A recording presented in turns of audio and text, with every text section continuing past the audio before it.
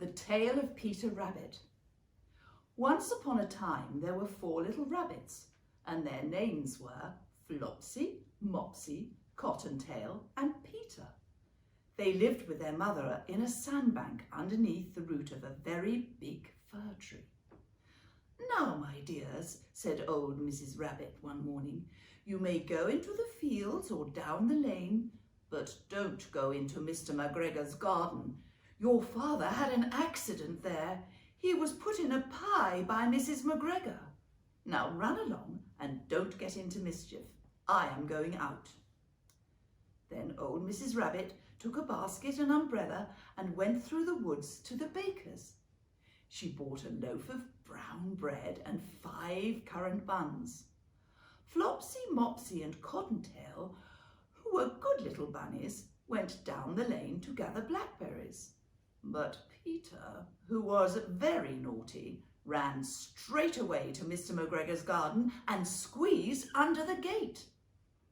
First, he ate some lettuce and some French beans, and then he ate some radishes.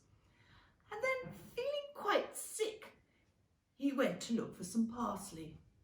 But round the end of a cucumber frame, whom should he meet but Mr. McGregor? Mr. McGregor was on his hands and knees planting out young cabbages, but he jumped up and ran after Peter, waving a rake and calling, "Stop, thief!"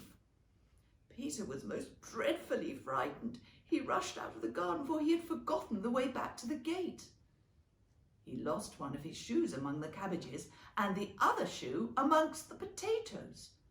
After losing them, he ran on 4 legs and went faster, so that I think he might have got away altogether if he had not unfortunately run into a gooseberry net and got caught by the large buttons on his jacket.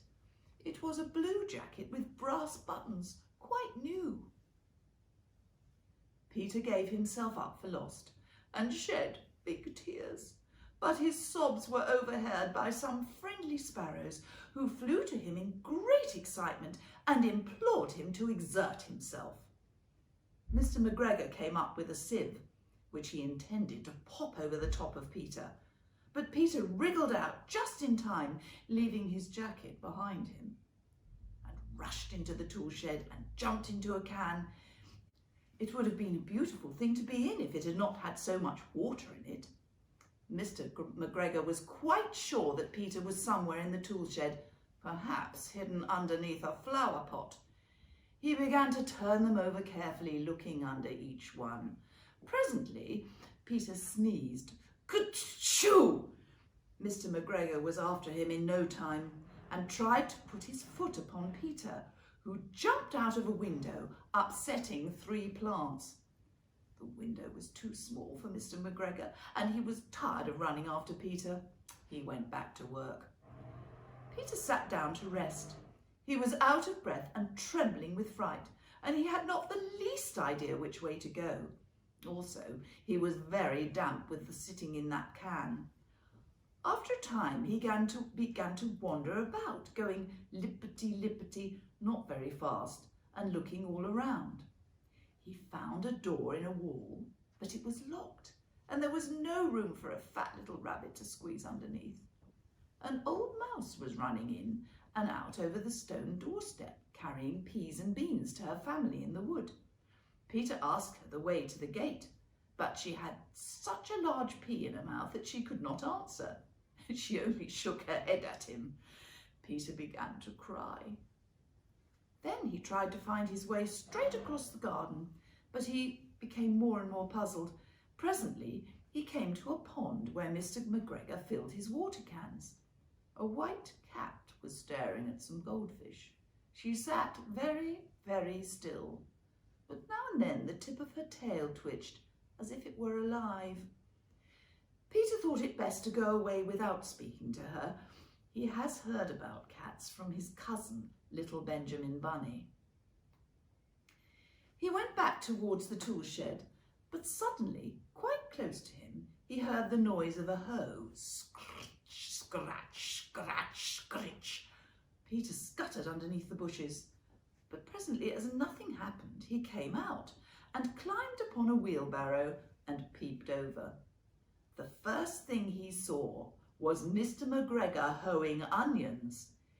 His back was turned towards Peter, and beyond him was the gate. Peter got down very quietly off the wheelbarrow and started running as fast as he could, go along a straight walk behind some blackcurrant bushes. Mr. McGregor caught sight of him at the corner, but Peter did not care. He slipped underneath the gate and was safe at last in the wood outside the garden. Mr. McGregor hung up the little jacket and the shoes for a scarecrow to frighten the birds. Peter never stopped running or looking behind him till he got home to the big fir tree.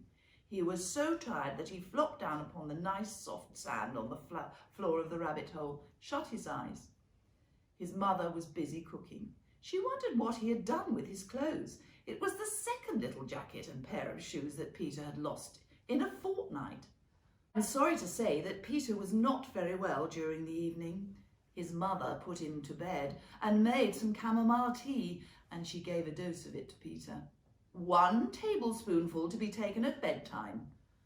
But Flopsy, Mopsy and Cottontail had bread and milk and blackberries for supper.